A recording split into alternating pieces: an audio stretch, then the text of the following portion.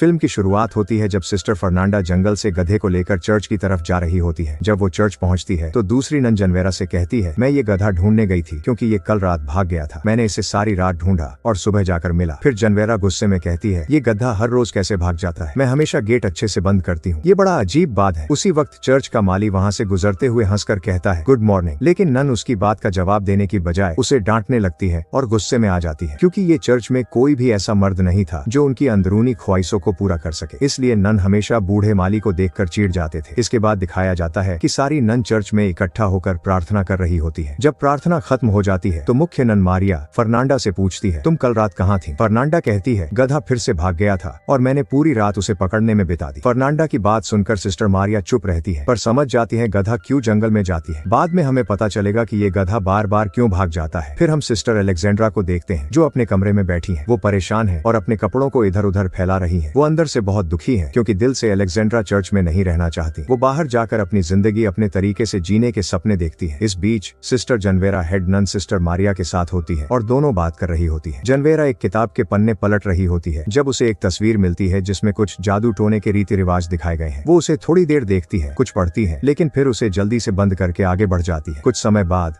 Sister Alexandra के पिता उनसे मिलने चर्च आते हैं। वो बताते हैं कि उन्हें अलेक्जेंड्रा के लिए अच्छा लड़का नहीं मिल रहा है क्योंकि परिवार वाले बहुत ज्यादा दहेज मांग रहे हैं। गुस्से में अलेक्जेंड्रा कहती है, अगर तुम चर्च में पैसा देना बंद कर दो तो हम उस पैसे का इस्तेमाल दहेज के लिए कर सकते हैं। उनके पिता उनकी बात सुनते हैं लेकिन साफ मना कर देते हैं कि वो दान बंद नहीं करेंगे। इससे अलेक्जेंड्रा और भी ज्यादा परेशान हो जाती है। अगले दिन हम देखते हैं कि 3 नन साथ में उन कपड़ों को ले जा रही हैं जो उन्होंने बुने थे। अलेक्जेंड्रा अपनी 2 नन बहनों को ये बता रही होती है कि उसने अब की अपने पिता से क्या बात हुई, जिससे दोनों नन बहुत दुखी हो जाती है। तभी वही माली वहाँ आता है जिसने सुबह उन्हें अभिवादन किया था। तीनों नन जो पहले से ही खराब मूड में होती हैं, माली को गालियां देने लगती हैं। वे मिलकर उस पर अपना गुस्सा निकालने लगती हैं और माली का धुलाई कर देती है। ये बहनें कुछ कपड़े बाजार ले जाने की योजना बनाती हैं और चर्च की फादर टोमाशो उसे बाजार ले जाने लगते हैं। तनी माली उस फादर से कहता है कि वो अब चर्च में काम नहीं करना चाहता है क्योंकि तीनों नन उसे अपमानित किया और बुरी तरह से पीटा था। फादर टोमासो उसे समझाने की कोशिश करते हैं, ये कहते हुए कि ऐसा कुछ फिर से नहीं होगा और उसे चर्च नहीं छोड़ना चाहिए, लेकिन माली उनकी बात नहीं मानता और वहाँ से चला जाता है। बाद में हम देखते हैं कि लॉर्ड ब्रूनो अपनी पत्नी फ्रांसिका के साथ खाना खा रहे हैं। वो उससे बात कर रहे थे लेकिन फ्रांसिका नौकर मसाटो में ज्यादा दिलचस्पी ले रही होती है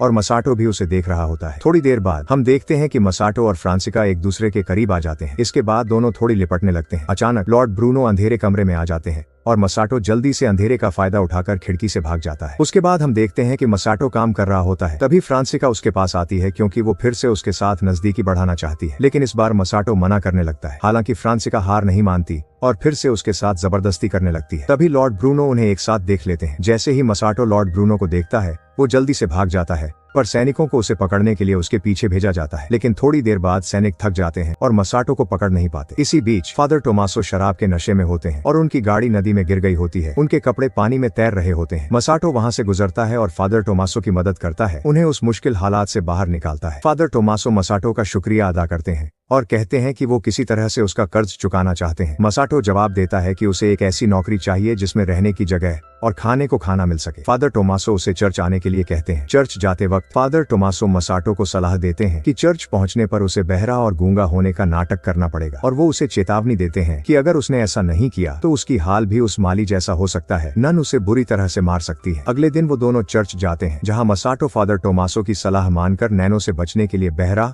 और गूंगा बनने की तैयारी करता है। अगले दिन फादर टोमासो और मसाटो चर्च पहुंचते हैं। वहाँ पहुंचकर फादर टोमासो सिस्टर मारिया से मिलते हैं और उन्हें बताते हैं कि मसाटो सुन नहीं सकता और बोल नहीं सकता, लेकिन वो काम में बहुत माहिर है। फादर टोमासो सिस्टर मारिया से मसाटो को काम देने की विनती करते हैं। पहले तो सिस्टर मारिया मना कर देती है, लेकिन फादर टोमासो की अनुमति मिलने के बाद वो मान जाती है और मसाटो को माली के रूप में काम पर रख लेती है। जब मसाटो काम कर रहा होता है, सिस्टर जनवेरा जो गधे के नहला रही थी उसे देखती है। वो उसके पास आकर पूछती है कि वो कौन है और यहाँ क्या कर रहा है। मसाटो समझाने की कोशिश करता है, लेकिन क्योंकि वो बहरा और गूंगा होने का नाटक कर रहा है, सिस्टर जनवेरा उसकी बात नहीं समझ पाती और अंत में वहाँ से चली जाती है। चर्च के दूसरी तरफ सिस्टर फर्नांडा और अलेक्जेंड्रा बात कर रही होती है। तभी मसाटो वहाँ आता है और मुस्कुराते हुए अपना काम शुरू करता है। फर्नांडा उसे घुसपैठिया समझ लेती है और गुस्से में एक कुल्हाड़ी उठाकर मसाटो के पास जाती है, ये पूछने के लिए कि वो कौन है। मसाटो उसे इशारे से समझाने की कोशिश करता है, लेकिन फर्नांडा परेशान होकर उसे समझ नहीं पाती। जल्द ही बाकी सभी नन वहाँ इकट्ठा हो जाती हैं। तभी सिस्टर मारिया बीच में आकर सभी को समझाती है कि मसाटो उनका नया माली है और वह बहरा और गूंगा है। यह सुनकर फर्नांडा आखिरकार शांत हो जाती है। इसके बाद फर्नांडा जोर से मसाटो के कान के पास चिल्लाने लगती है ताकि वो कोई प्रतिक्रिया दे। पास खड़ी सिस्टर जनवेरा कहती है, मुझे यकीन नहीं हो रहा कि उसे ये सुनाई नहीं दे रहा। फर्नांडा गुस्से में और जोर से चिल्लाने लगती है, जिससे मसाटो बहुत डर रहा था, लेकिन वो शांत रहने की कोशिश करता है और अपनी एक्टिंग को बनाए रखता है। अगले दिन जब सिस्टर अलेक्जेंड्रा कपड़े बुनने का काम कर रही होती है तो उनकी लकड़ी टूट जाती है। उन्हें मदद की जरूरत होती है, इसलिए वो मसाटो के पास जाती है ताकि वो उनकी लकड़ी ठीक कर सके। जैसे ही वो मसाटो के पास जाती है, सिस्टर जनवेरा उसे देख लेती है और उनकी हरकतों पर नजर रखने लगती है। अलेक्जेंड्रा मसाटो से लकड़ी ठीक करने को कहती है और मसाटो उस पर काम करना शुरू कर देता है। जब मसाटो उसकी मदद कर रहा होता है तो अलेक्जेंड्रा अपने दिल की बात बताने लगती है। वो कहती है कि वह अब चर्च में नहीं रहना चाहती। वो बताती है कि चर्च में काम करते हुए वो कितनी दुखी है, वो सिर्फ बाहर जाकर अपनी जिंदगी का आनंद लेना चाहती है। अलेक्जेंड्रा को ये सब इसलिए बता रही थी क्योंकि उसे यकीन है कि मसाटो ना तो कुछ सुन सकता है और ना ही बोल सकता है। जैसे जैसे वो अपनी भावनाओं में और खुलने लगती है, वो मसाटो के साथ रोमांटिक होने लगती है और उस पल में एक दूसरे के करीब आ जाती है। अगली सुबह मसाटो जमीन खोद रहा होता है, तभी अलेक्जेंड्रा फिर से उसके पास आती है और उससे रोमांस करने लगती है और उसे जारी रखती है जो वो कल शुरू किया था। मसाटो इस मौके को हाथ से नहीं जाने देता और वो और अलेक्जेंड्रा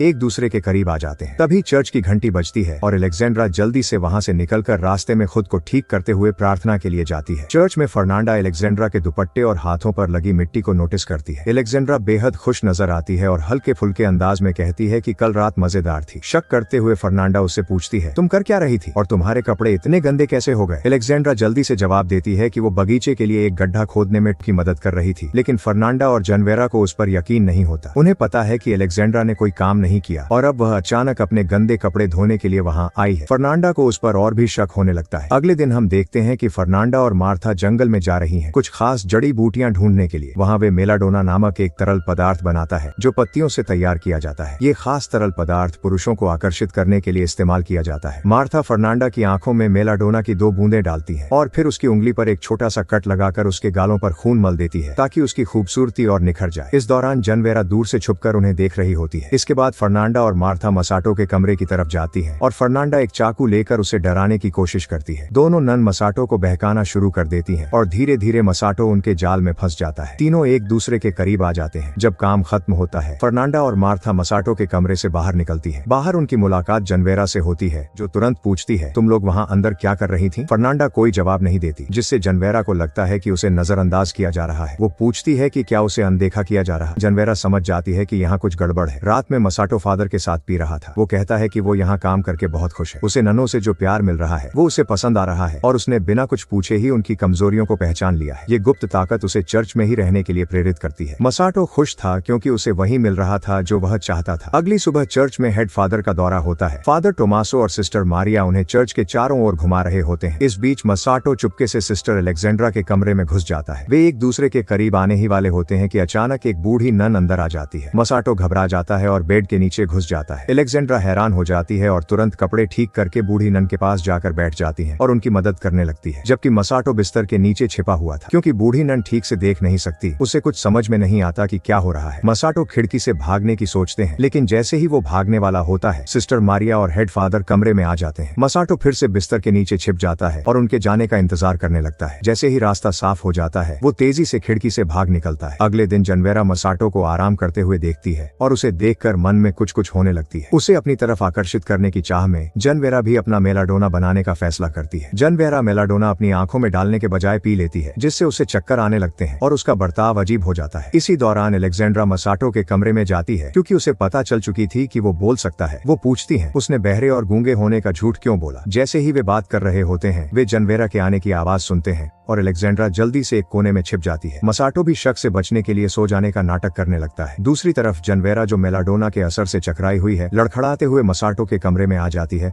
और तुरंत ही बहुत ज्यादा रोमांटिक और बेकाबू हो जाती है, जैसे कि उसने अपना होश खो दिया हो। चीजें बिगड़ने ही वाली होती हैं कि तभी उन्हें फर्नांडा के आने की आवाज सुनाई देती है, जिससे जनवेरा जल्दी से उसी कोने में छिप जाती है जहां अलेक्जेंड्रा पहले से छिपी हुई है। दोनों नन एक दूसरे को देखकर दंग रह जाती हैं। इससे पहले कि वे कुछ कर पाती, फर्नांडा कमरे में दाखिल होती है। वह मसाटो को पकड़ती है और उसे घसीटते हुए बाहर ले जाती है और जंगल के अंदर उसे ले जाने लगती है। उनके साथ वही गधा जा रहा था। अलेक्जेंड्रा और जनवेरा धीरे से उनका पीछा पीछा करने का फैसला करती हैं। जब वे जंगल में पहुंचते हैं तो वे कुछ अजीब देखते हैं। बीच में आग जल रही होती है और चुड़ैलें नंगे पांव उसके चारों ओर नाच रही होती हैं। मसाटो को आग के पास बांध दिया गया है। अलेक्जेंड्रा ये दृश्य देखकर हैरान हो जाती है और धीरे से फुसफुसाती है, ये सब क्या है? क्या ये लोग चुड़ैल हैं? आखिर यहाँ चल क्या रहा है? उसे याद आता है कि सिस्टर जनवेरा किसी किताब में रिचुअल के बारे में पढ़ रही थी, जिससे ये साफ हो जाता है कि फर्नांडा और मार्था कुछ काले जादू में लिप्त हैं। वे समझ जाते हैं कि फर्नांडा और मार्था मसाटो की बलि चढ़ाने की योजना बना रही है। तभी मसाटो, जो अभी भी बंधा हुआ है, बोल पड़ता है, ये बताते हुए कि वो वास्तव में ना तो बहरा है और ना ही गूंगा। ये सुनकर फर्नांडा और मार्था उसकी ओर मुड़ते हैं। वे थोड़ा हैरान हो जाते हैं पर उनका बलि का काम जारी रखते हैं। इसी बीच नशे में धुत सिस्टर जनवेरा, जो पूरी तरह से अपने आपे में नहीं है, अपने कपड़े उतार देती है और चुड़ैलों के साथ आग के चारों ओर पागलों के तरह नाचने लगती है। जब मार्था मसाटो को बलि के रूप में मारने जाती है तो अलेक्जेंड्रा दौड़ कर आती है और मसाटो को बचाने में कामयाब हो जाती है। लेकिन दूसरी ओर जानवेरा अफरा तफरी मचा देती है। वो चुड़ैलों पर हमला करने लगती है। मार्था जनवेरा को रोकने की कोशिश करती है,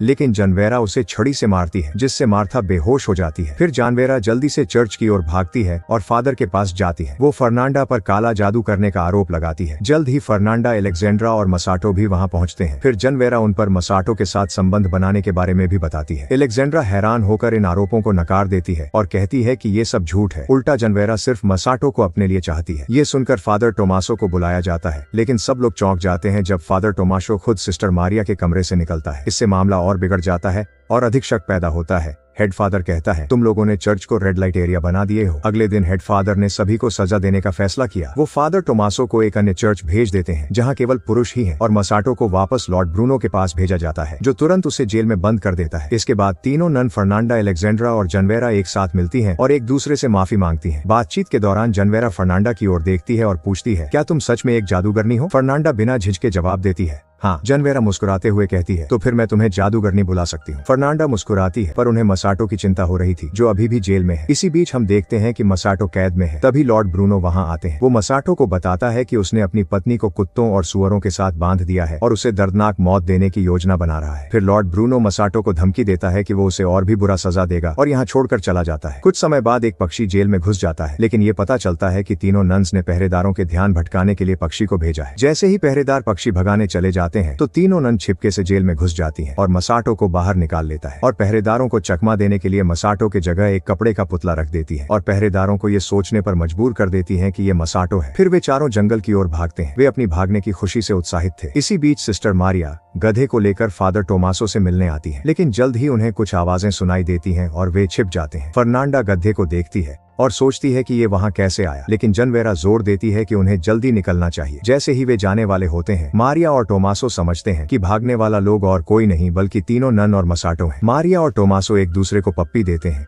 और दृश्य खुशहाल नोट पर समाप्त होता है। वीडियो पसंद आई तो लाइक, शेयर और सब्सक्राइब करना भूलना मत। अगले वीडियो में मिलेंगे, तब तक के लिए बाकी वीडियो देखो।